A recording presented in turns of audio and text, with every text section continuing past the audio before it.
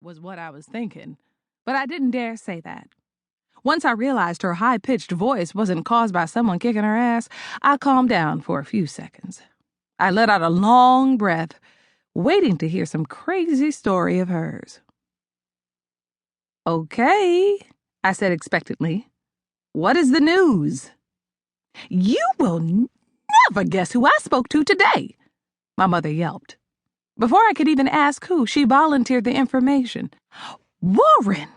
I spoke to Warren. Your Warren, baby. He said he is coming home in less than a month, and he wants to see us.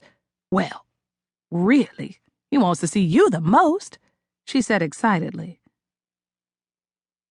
I felt like someone had just punched me in the side of my head. An immediate pain crashed into my skull like I'd been hit.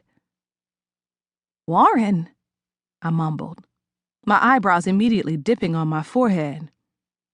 I wished my ears had deceived me. A cold feeling shot through my veins, and I almost dropped the phone and crashed the car.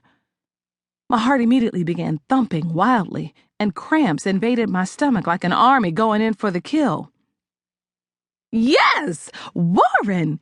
He is getting out early on some kind of deal for good behavior, something like that. Isn't that good, Gigi?" my mother continued. I was speechless. I couldn't even think. Flashes of Warren's face started playing out in front of me. The last time I saw him haunted me now. "You there, Gigi?" my mother inquired, her voice changing as she must have realized her news wasn't so good.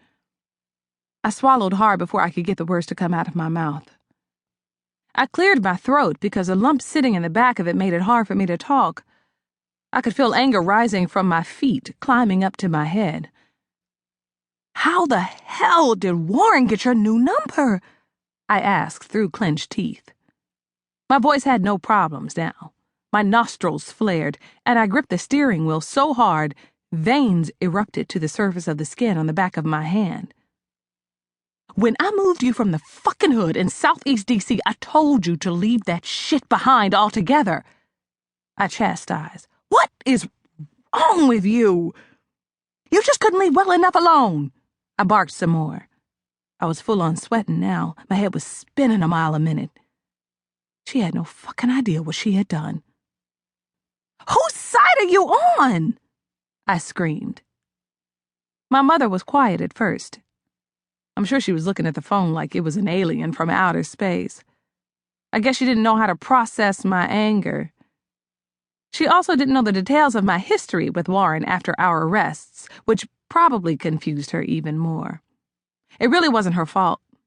My mother had always liked Warren for me. I mean, he had scooped me up out of the hood and given me a life my mother knew she could never give me. He didn't spare a dime when it came to her either. Sometimes my mother had seemed more enamored with Warren than me. It was understandable given her history with men. As a kid, I had watched my mother go from one no-good bastard to another. My father had left as soon as I was born. Typical hood story.